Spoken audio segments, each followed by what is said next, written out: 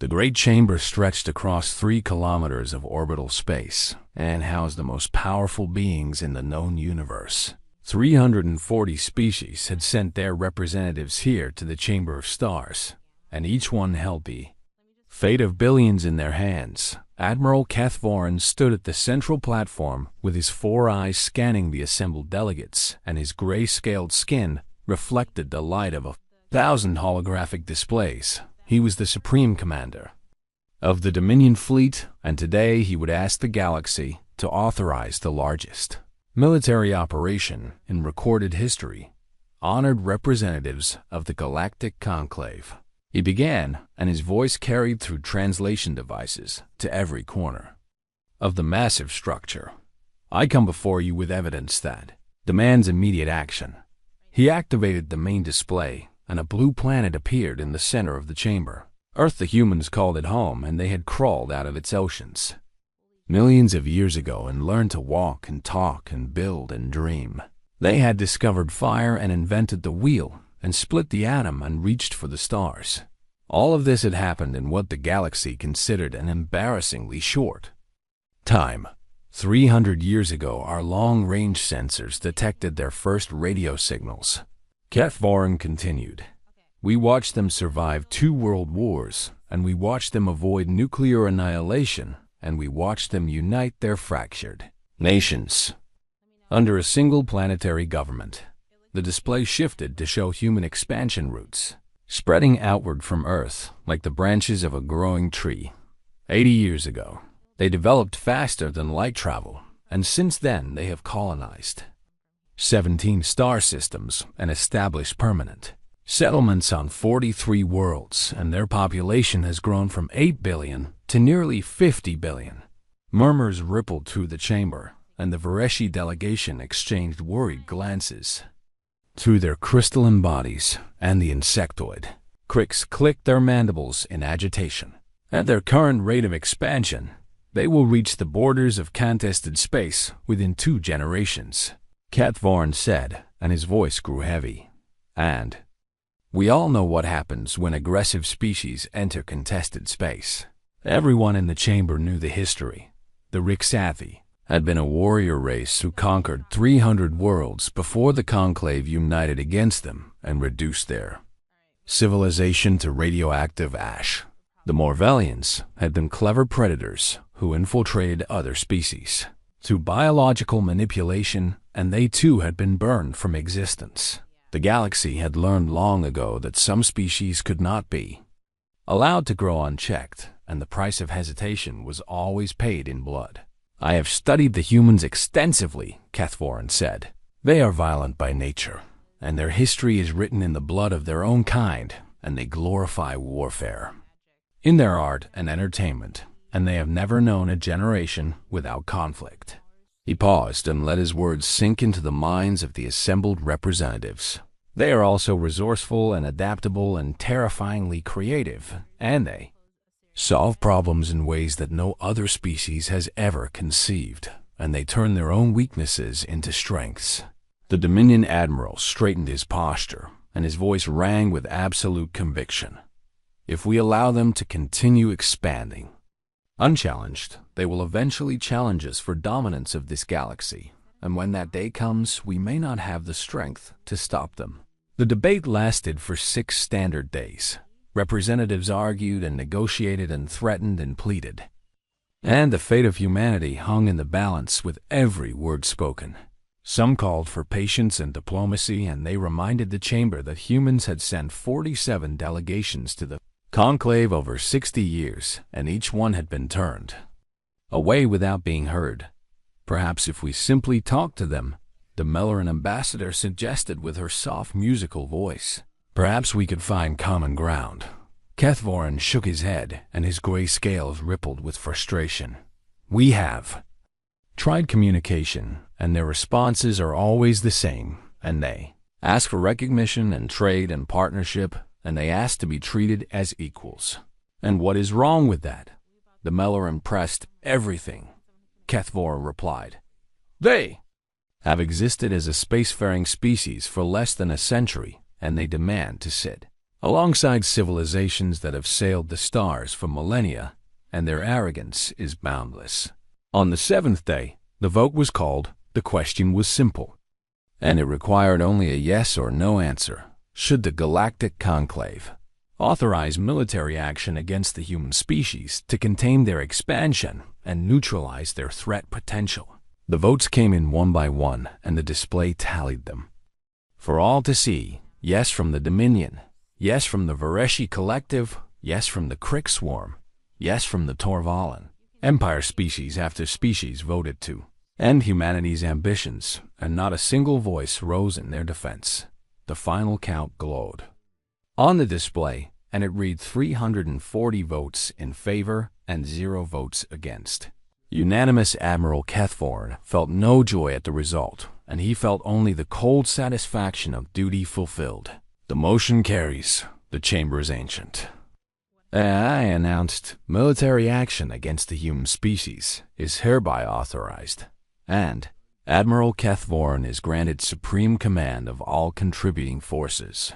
Over the following months, the greatest armada in galactic history assembled at the edge of human space. 9,700 warships gathered from 42 different species, and they carried crews numbering in the millions and weapons capable of cracking planets and burning atmospheres.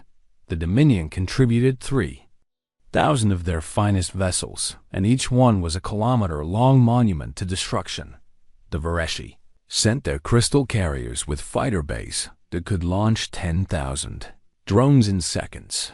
The Cricks provided their living ships and organic vessels that healed from damage and adapted to enemy weapons. Dozens of other species added their own forces, and the combined fleet stretched across light years of space and blotted out the stars themselves. Admiral Kethvorn stood on the bridge of his flagship, and he looked out at the endless sea of warships under his command, and he allowed himself a moment of pride. No force in the history of the galaxy had ever been assembled on this scale, and no enemy had ever faced such overwhelming power. He activated the communication system and broadcast a standard ultimatum to Earth. Attention human species, and this is Admiral Kethvorn of the Galactic Conclave, combined fleet, and you are hereby ordered to surrender unconditionally and disarm immediately and confine yourselves permanently to your home system, and any resistance will be met with total annihilation. The message traveled at faster than light speeds toward the blue planet, and the Admiral waited for the inevitable response. He expected fear or anger or desperate negotiation. He received none of these things. 12 hours later, the human reply arrived, and it contained only 2 words. Come then, Kethvorn. Read the message 3 times, and each time he felt a strange chill crawl up his spine. It was not the response of a species facing extinction. It was the response of someone who had been waiting. He pushed the feeling aside and gave the order that would seal the fate of millions. All ships advance.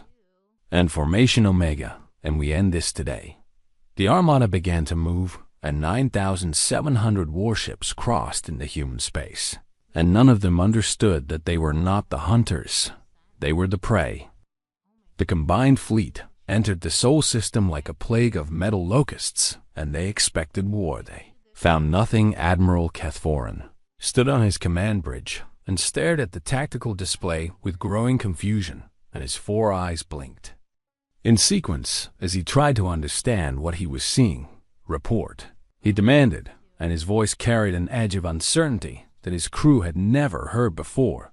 Sir, the outer system is completely clear, his tactical officer replied, and the young Dominion soldier looked just as confused as his commander.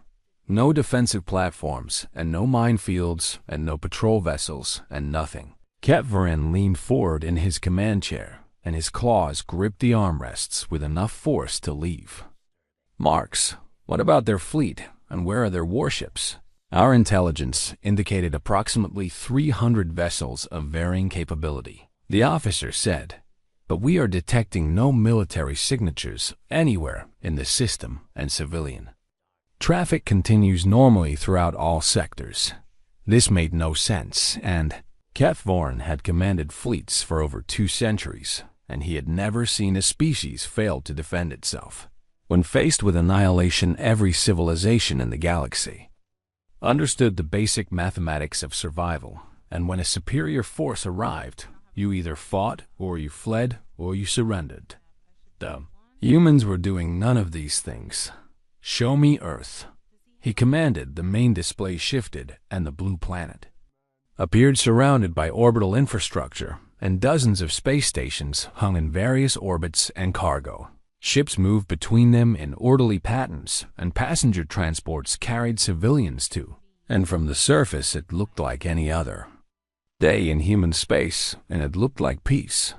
They're not even evacuating. The tactical officer whispered, and his voice carried something that sounded almost like fear. "Their people are going to work, and their children are going to school, and they are living their lives as if we do not exist." "They know we exist," Cathvorin replied quietly. "They know exactly what we have come to do." He turned to his communications officer and gave an order that felt strange on his tongue. "Open a channel to all fleet commanders and tell them to maintain formation and advance at standard speed, and we continue toward Earth." The armada pushed deeper into the system, and they passed the orbit of Neptune, where the great blue giant hung in silent witness to their passage. They passed Uranus with its tilted rings and strange moons, and still they encountered nothing. They passed Saturn and its beautiful rings scattered light across their hulls, and still there was no resistance. They passed Jupiter, and the massive gas giant dwarfed even the largest ships in the fleet, and still the humans remained silent. Cathvorin found himself growing more uneasy with each passing hour, and he had prepared for battle, and he had prepared for negotiation, and he had not prepared for this. This felt wrong. "Admiral," his sensor officer called out, "we are detecting a transmission from Earth, and it is broadcasting on all frequencies and all languages." "Put it through," Cathvorin commanded, the voice that filled his bridge was human, and it belonged to a female, and it carried a calm that seemed impossible given the circumstances. "This is Earth Defense Coordinator Chun Weilin speaking to the Galactic Conclave Combined Fleet, and I will keep this brief because I know your time is valuable." Cathvorin listened with all 4 ears, and something in the woman's tone made his scales tighten against his skin. "You have entered restricted space, and you have ignored all warnings, and you have made your intentions clear through your own transmission. And we understand that you have come to contain us and reduce us, and end us if necessary." The voice paused, and when it continued there was something new in it, and something that sounded almost like sadness. "We want you to understand something before this begins, and we want you to know that we tried, and we really did try." Cathvorin glanced at his officers and saw his own confusion reflected in their faces. "We sent 47 diplomatic missions to your conclave over 60 years, and we asked only to be heard, and we asked only to explain ourselves and to learn about you, and to find a place in your community of species." The human coordinator's voice hardened, and the sadness gave way to something colder. "Every single mission was turned away, and we were not even allowed to speak, and we were judged without trial and condemned without crime and sentenced without appeal. So we prepared, and we watched your fleet assemble, and we counted your ships, and we studied your weapons, and we learned everything we could about every species that voted to destroy us. 340 civilizations decided that humanity should not exist, and not one of them bothered to ask us why we should." Cathvorin felt the chill return to his spine, and it spread through his body like ice water in his veins. "Coordinator Chen," he said, and his voice was broadcast back toward Earth. "This is Admiral Cathvorin, and I am willing to discuss terms of surrender if you wish to avoid unnecessary bloodshed." The human woman laughed, and it was not a cruel laugh or a mocking laugh, and it was the laugh of someone who found genuine humor in the situation. "Admiral, you misunderstand me, and I am not asking for surrender, and I am not asking for mercy, and I am not asking for anything at all. I am explaining, And I am making sure you know exactly why this is happening, and I am giving you the context that you never gave us." Her voice dropped and became deadly serious. "You see, Admiral, we learned something important during those 60 years of rejection, and we learned that the galaxy does not respect weakness, and we learned that the galaxy does not reward patience, and we learned that the galaxy only understands one language." The tactical display suddenly flickered, and Cathvorn watched in confusion as new signatures began appearing across the entire system. They were everywhere in the asteroid belt and around the moons of Jupiter and scattered through the rings of Saturn and hidden in the dark spaces between planets. Millions of signatures, and then billions, and then numbers too large to count. "What is happening?" he demanded, and his voice cracked with the first real fear he had felt in centuries. The human coordinator answered him, and her voice carried the weight of 60 years of preparation. "So hear us now, Admiral, and hear us speak the only language you understand." The stars around the fleet began to move, and Admiral Cathvorn finally understood that he had made a terrible mistake. The first wave hit the fleet like a tsunami of metal and fire. They were small, and each one was no larger than a human fist. And they had been hiding in the asteroid belt for decades and waiting with mechanical patience for this exact moment, Admiral. Cathvorn watched his tactical display transform into chaos and red warning. Lights exploded across every screen, and alarms screamed from every speaker. "What are those things?" he shouted over the noise.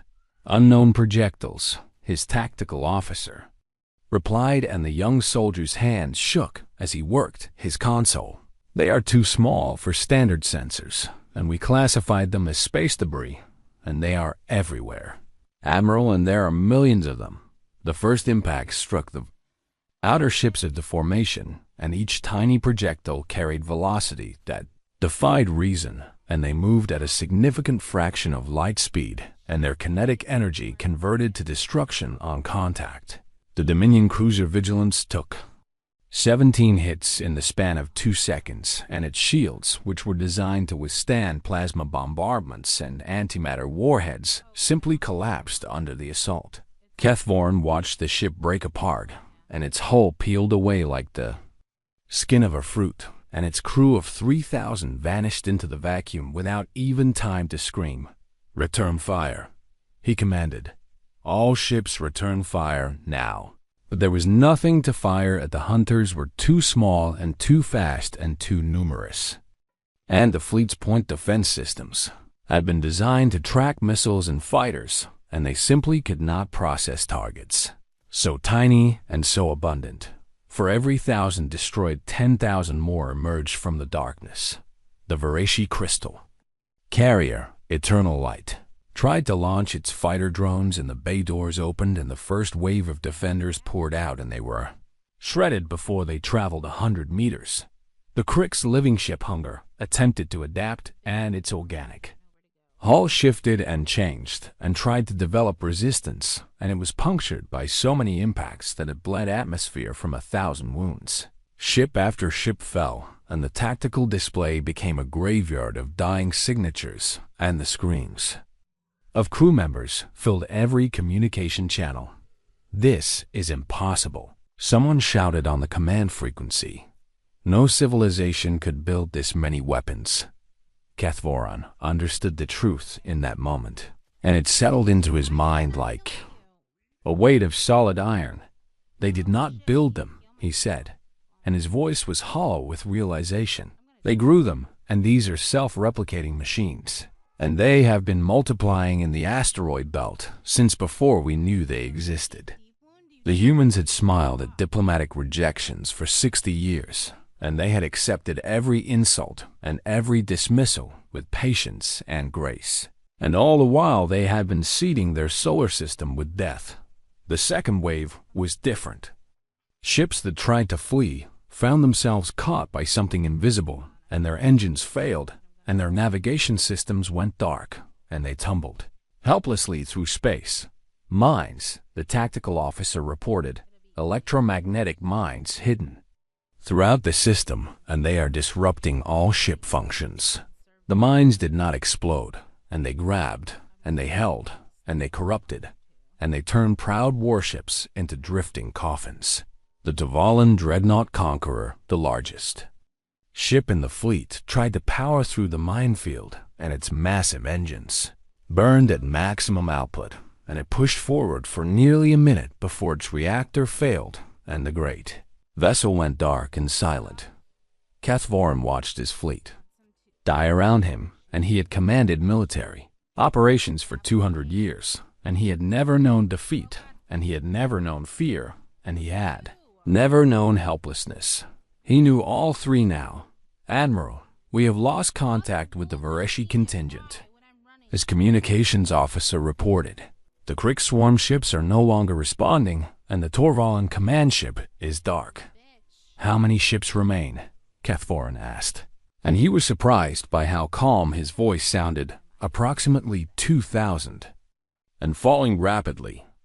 2,000 from 9,700, and they had not even reached Earth yet. All ships continue toward the planet," he ordered. "Maximum speed and ignore all other objectives, and we must reach Earth." It was a desperate gamble, and he knew it. And if they could not defeat the automated defenses, then perhaps they could strike at the source, and perhaps they could destroy Earth itself and take humanity with them into oblivion. The survivors pushed forward, and they left their dying comrades behind, and they flew through clouds of debris that had once been the mightiest fleet in galactic history. The hunters continued their assault, and ships fell every second. And the 2,000 became 1,500, and then 1,000, and then fewer. But they were getting closer. Mars passed beneath them, and its red surface was scarred by human mining operations. And then they were past it. And Earth filled their view screens, and the blue planet hung before them like a jewel in the darkness. "Admiral," the sensor officer called out, "we are detecting energy buildup from the lunar surface." Cathvorin turned his attention to Earth's moon, and at first he saw nothing unusual and just a gray sphere covered in craters and dust. Then the moon began to rotate, not quickly and not dramatically, and just a slight adjustment and a gentle turn, and the far side came into view. And Cathvorin finally understood that everything they had faced so far had been nothing. And it had been a filter and a test and a way to separate the weak from the strong. The real weapon was still waiting, and it was hungry. The far side of Earth's moon had been hidden from the fleet's approach, and now it revealed itself. And Admiral Cathvorin felt his heart stop beating for a momenta. Single installation covered nearly a quarter of the lunar surface, and it stretched across hundreds of kilometers, and its metal spires reached toward the stars like the fingers of a sleeping giant tit. Had no official name in any human database, and the engineers who had built it over 3 generations simply called it the Kindness. They called it that because its existence meant they would never have to use anything worse. "What is that?" the tactical officer whispered, and his voice trembled with something beyond. Cathvorin did not answer because he had no answer to give. The energy readings from the lunar installation were unlike anything in the Dominion database, and they did not match any known weapon system from any known civilization, and they were simply impossible. "All ships target the lunar surface," Cathvorin commanded, and his voice carried the desperation of a commander who knows he is already dead. "Destroy that installation before it fires." 912 ships remained, and they turned their weapons toward the moon, and they prepared to unleash everything they had. They were too slow. The Kindness fired once. Beam that emerged was not plasma, and it was not antimatter, and it was not any form of directed energy that the Conclave had ever encountered. It was gravity itself. The humans had learned to focus gravitational forces and compress them into a coherent stream and weaponize the fundamental force that held the universe together. The beam struck the center of the fleet formation, and 300 ships simply ceased to exist in the span of a heartbeat. They were not destroyed in any conventional sense, and they did not explode or burn or break apart, and they were Compressed, the gravitational forces crushed them down and down and down, and matter that had once formed kilometer-long warships became spheres of hyperdense material smaller than atom shields. Meant nothing because shields existed within space-time, and this weapon bent space-time itself. Armor meant nothing because armor was made of matter, and matter bowed before gravity. The screams on the communication channel stopped instantly, and there was no time for fear or pain or final words, and 300 ships and their crews simply stopped existing. Kindness fired again. 200 more ships vanished, and the survivors watched in horror as their comrades were compressed into points of impossible density. "Retreat!" Kethvarn screamed, and his voice broke and his composure shattered in two. Centuries of military discipline dissolved in an instant. All ships retreat now. The fleet scattered and ships fled in every direction, and discipline collapsed and formation broke, and every captain fought only to save their own vessel and crew. Kindness fired again and again and again. Each pulse took dozens of ships, and each pulse left nothing behind, and the tactical display emptied with terrifying speed. Kethvarn watched the numbers fall, and 900 became 600, and then 400, and then 200, and then fewer. "Admiral, the engine room is reporting critical damage," his engineering officer called out. "We cannot maintain faster than light capability." "How many ships can still escape?" Kethvarn asked. "Sensors show approximately 150 vessels with functioning drives. 150 from 9,700. The Kindness fired again, and the number dropped further. Kethvarn made his decision in that moment, and he had led his fleet into a trap, and he had killed millions of soldiers under his command, and he had failed more completely than any admiral in galactic history. He would not flee. "Transfer my command codes to Captain Vorith of the Relentless," he ordered.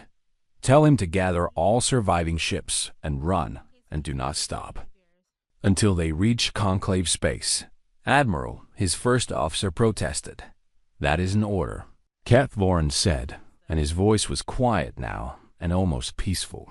"Someone must survive to deliver the message, and someone must tell the galaxy what happened here." He turned to face his crew, and these soldiers had followed him into hell, and they deserved to know why they were about to die. "I led you here, and I told you this would be a simple operation, and I told you we would crush a primitive species and return home as heroes." He looked out the viewport at the blue planet that had destroyed them. "I was wrong, and the humans were never primitive. And they were waiting for us, and they had been waiting for 60 years, and they built all of this knowing that someday we would come." The Kindness charged for another shot, and Kethvarn could see the energy building in the lunar installation. "Go now," he said to the surviving ships. "Go and remember and tell them all."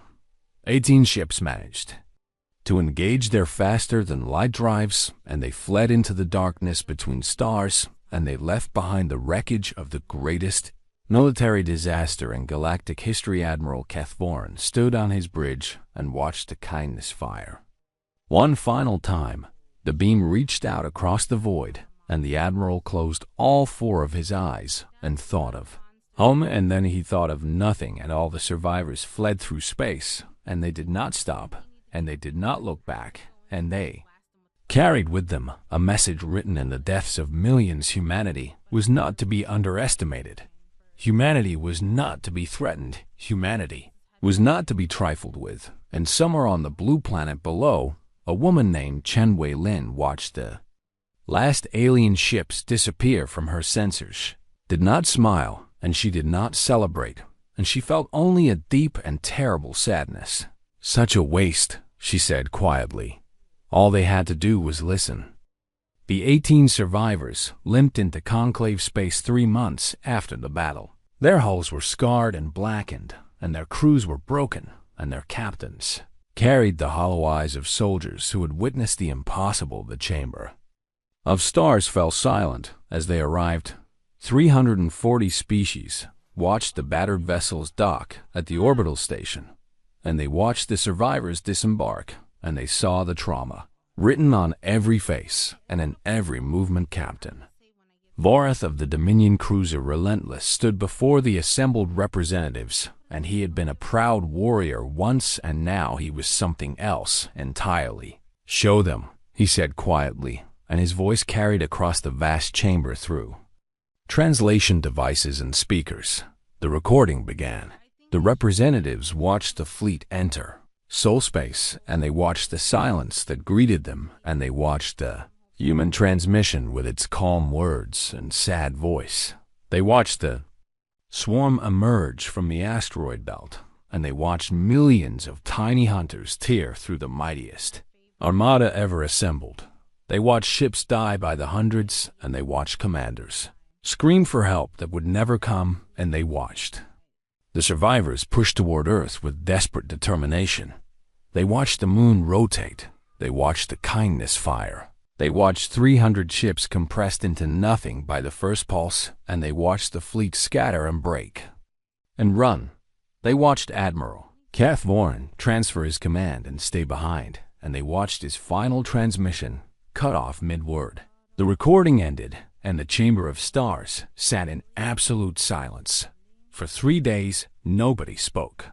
The representatives returned to their quarters, and they reviewed the data, and they consulted with their governments, and they tried to understand what they had witnessed. Some called for a second assault, and they argued that the fleet had been unprepared and that proper intelligence would allow them to defeat the human defenses. "We could send 100,000 ships," the new Dominion admiral suggested. "We could overwhelm them through sheer numbers." "And how many would survive?" Captain Vorath asked quietly. "How many ships would satisfy your pride?" Others called for quarantine and containment, and they suggested building a wall of stations around human space and preventing any expansion. "We could starve them out," the Varishi representative offered. "Cut them off from the galaxy and wait for them to collapse." "They built the kindness while we ignored them," Captain Vorath replied. "What do you think they will build while we try to cage them?" The debate continued, and positions hardened, and voices rose, and the same arguments circled endlessly. Then on the 4th day, the human transmission arrived. It was broadcast on all frequencies, and it reached every ship and station and world in conclave space, and it spoke in every language the galaxy had ever recorded. The voice was different from Coordinator Chen Wei-Lin, and this voice belonged to a man, and it was older and wearier, and carried the weight of someone who had seen too much. "This is Administrator General Marcus Webb of the United Earth Government speaking on behalf of humanity." The chamber fell silent once more. "By now you have seen the recordings, and you know what happened to your fleet, and you know what we are capable of doing. But I want to tell you what we chose not to do." The representatives leaned forward, and even the most hawkish among them wanted to hear this. "We tracked your survivors as they fled our system, and we had weapons that could have reached them before they escaped, and we had the capability to ensure that not a single ship returned to tell the tale. We let them go. We wanted you to know, and we wanted you to see, and we wanted you to understand." The human administrator paused, and when he continued, his voice was softer. "You fear us, and I understand why, and we are young, and we are aggressive, and we are unpredictable, and we solve problems in ways that terrify you. But we are not monsters, and we are not conquerors, and we are not the threat you imagine us to be. You sent 9,700 ships to destroy us, and we had every right to pursue them to your homeworlds. And we had every right to do to you what you planned to do to us. We did not. We could have broadcast the coordinates of the weapons we used, and we could have let every hostile species in the galaxy know how to build gravity weapons, and we could have started a war that would burn the stars themselves. We did not." The administrator's voice grew firmer. "We have spent 60 years asking to be heard, and we have sent delegation after delegation to your conclave, and every single one was turned away. So now we speak in the only language you seem to understand, and now we ask again. Let us be heard. We do not want war, and we do not want conquest, and we do not want revenge. We want what we have always wanted. We want to be part of something larger than ourselves, and we want to trade and learn and grow alongside you, and we want to share what we know and learn what you know and build something together that none of us could build alone. The door is open and has always been open, and we are waiting on the other side. All you have to do is walk through. The transmission ended the chamber. Of Stars sat in silence for a long moment. Then slowly the Melloran ambassador rose from her seat, and her musical voice carried across the vast space. "I move that we send a diplomatic delegation to Earth," she said. "I move that we finally listen to what they have to say." The vote was not unanimous, and some species could not overcome their fear, and some could not forgive the deaths of their soldiers. But the majority voted yes, and 50 years later human ambassadors finally walked the halls of the conclave, and they came not as prisoners or petitioners, but as equals. The galaxy had sent 9,700 warships to Earth. Only 18 survived. But those 18 carried a message back to the stars, and the message was not about human weapons or human strength or human fury. The message was about mercy. Humanity had the power to destroy, and they chose to extend their hand instead. And that made all the difference. In the museums of 100 worlds, a single piece of wreckage from Admiral Kethvaren's flagship became the most visited exhibit in galactic history. The plaque beneath it read in every known language: "They came to teach us our place, and we taught them theirs, and then we offered them a seat at our table. This is what it means to be human."